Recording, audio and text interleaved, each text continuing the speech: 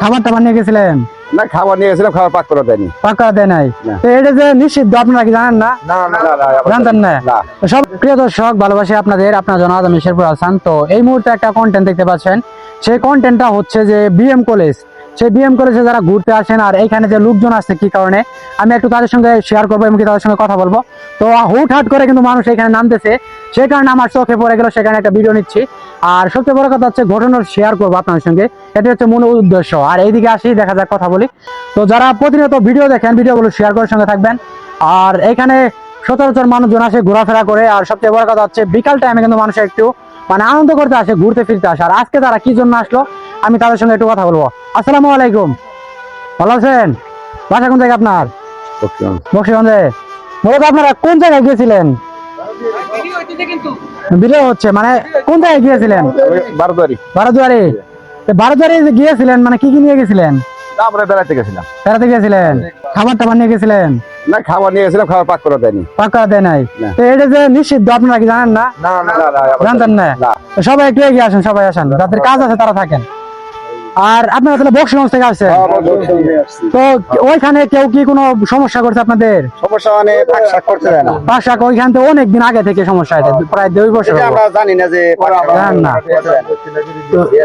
ও, জান করেছেন? এক জায়গায় পাকাইছি, এটাই একবার ঘুরে লাগছে। আসছিলাম আমরা উন্নয়নের জন্য, কিন্তু তারা উন্নয়ন বোঝে না। শোনেন, বুঝে না, মানে কোনো সমস্যা করছে ওরা? সমস্যা বলতে আমরা যাবো যে আমরা খাওয়া দাওয়া করবো, হালকা পাতলা আমরা মসজিদে কিছু দান দক্ষিণা করবো, হ্যাঁ।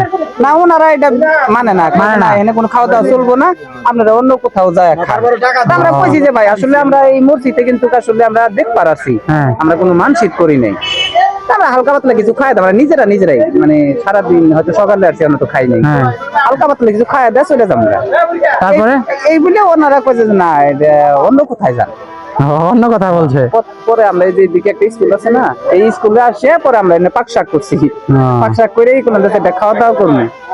আবার ওইদিকে আর কি খাওয়া দাওয়াটা হইলো না, আবার টান মারলাম এই দিক।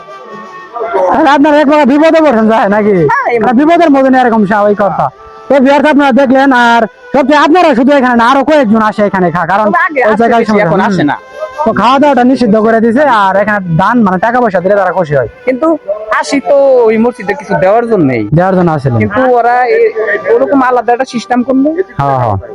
তো যাই হোক, বিহার আপনার সঙ্গে শেয়ার করলাম ভিডিওর মাধ্যমে। আর তারা খাওয়া দাওয়ার আয়োজন করেছে, তারা নাস্তা করতেছে। আর এখানে সুতরাং কিন্তু অনেক মানুষই আসে, শুধু তারা না, কারণ বারোদুয়ারি মসজিদ যে রয়েছে সেখানে কিন্তু সমস্যা, হ্যাঁ মানে সমস্যা হয়েছে সেখানে, সে কারণে কিন্তু তারা এখানে খাওয়া দাওয়া করে। শুধু তারা না, আরো কয়েকটা টিম আসে এখানে, কারণ যারা বিভিন্ন জায়গায় ওইখানে খাওয়া দাওয়া করতে পারে না, এখানে এসে কিন্তু তারা পাক শাক করে কিন্তু খাওয়া দাওয়া করে। আপনারা পাক করে নিয়ে আসছেন, তারা এখানে এসে পাক করে তারপরেও খাওয়া দাওয়া করে। তো এরকম দেখা হয়েছে। তো যাই হোক, আপনার সঙ্গে শেয়ার করলাম ভিডিওর মাধ্যমে। তো ভালো থাকবেন, সুস্থ থাকবেন। আপনাদের আরো কিছু বলার আছে? তো ভালো থাকবেন, সুস্থ থাকবেন। দেখা হবে নেক্সট কোনো একটা ভিডিওতে। আজকে মতো এখানে বিদায়, আল্লাহ হাফেজ।